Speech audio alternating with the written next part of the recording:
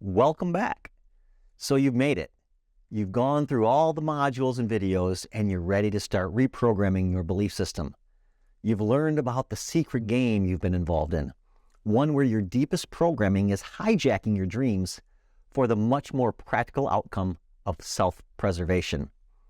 You now understand that in order to get a new reality, your programming will need to balance with all the variables, pressures, and activities required of that reality.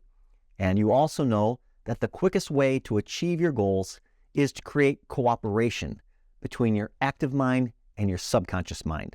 If they aren't in cooperation, your subconscious is going to block these goals so that it can maintain the current status quo, where you're at least safe and protected. Now, you've also learned that the easiest way to create cooperation is to introduce certainty into your programming so that your primary survival strategies can chill out and not block your acquisition of more goals. Friends, this silly little treasure map / game board mock-up I created with all these strange symbols that once probably seemed like hieroglyphs could probably now be translated by you knowing just what you've learned so far. But before I go into my final examples of reframing and reprogramming, let me just walk you through this just to make sure everything is crystal clear. This is your treasure map. This is a process map you can turn to again and again whenever you're being mentally blocked from your goals and dreams. Now, let's start in the upper left corner, which captures the current frame, the present moment of your life's story.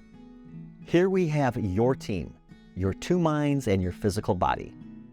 Now, you may be wondering, what's that little circle below the square you're standing on? Well, I put that there to represent a balancing board. That square board you're standing on is your current reality. And for every reality, there is a constant balancing going on between your programming and the reality itself, just like my son dealing with his hallucination in the operating room. So, way over here, somewhere in the future, we have the reality you truly want. It's a reality of more, and there's a handful of milestones standing between your current frame and this final reality. Now, the game board seems really busy with multiple symbols. It seems really distracting, just like real life. But all you really need to do is focus and navigate yourself along the white stepping stones. These are the spots that require your active mind. Focus and give awareness to these steps, and you'll accomplish your goals and dreams. These are the process steps for reframing and reprogramming. So let's walk through this. You start at your current frame, and to get to your future reality, you must always first pass the rule number 1 threat test. It stands blocking the gateway to this new, uncertain future reality, and it has 2 guards blocking your direct route: conservation of energy and minimize risk. To get around these guards, you must first pass the invisible referee. Does your current programming match with that future reality? Is your current programming competent, aware, and certain you'll be safe in this new reality? Does it know everything this entails? No? Well, does it at least match with the reality of the first milestone? If not, the referee will block you from advancing, and you can do what most people do, which is simply give up. Go back to your current reality, blame others, blame your education or your upbringing or bad luck, whatever you think is your opponent. And then maybe someday down the road, you'll try again, thinking things will be different this time, thinking that maybe it's a different referee who likes you, only to get turned away again. Or you can let your desire for more lead you down this other path, the reframing and reprogramming path. And here are the steps you'll need to take on this leg of your journey. First, there are 5 different ways to program your subconscious mind, and I want you to first focus on your belief system. Second, you need to find a limiting power belief that is blocking your successful advancement. You can use the category method, or you can use the interrogating onion method, or both, to uncover this belief. Third, you'll need to reframe this limiting belief, and that means you'll need to find other beliefs inside your own belief system that can quell any discomfort expected to appear within your self-identity, the actions and behaviors you'll need to do in order to accomplish your milestones, or the reality of attaining the goal itself. Huge reminder, these reframing beliefs will need to have a certainty level equal to or higher than the limiting belief. So we're typically talking about values and above. Fourth, when reframing, the goal is to add certainty into your programming that things are going to be okay. Actually better than okay. Your deepest programming needs to feel confident nothing bad is going to happen, and even excited by this new reality. Once the reframed certainty is high enough to overcome rule number 1, it's back to the referee, who again evaluates your mind to make sure your programming is ready to undertake the mission. If you pass, it's onto the milestone map. If not, well, you can either quit or refine the reframing process again until certainty is achieved. Remember, certainty is your superpower. Now, entering the milestone map means you have entered the physical action portion of the game.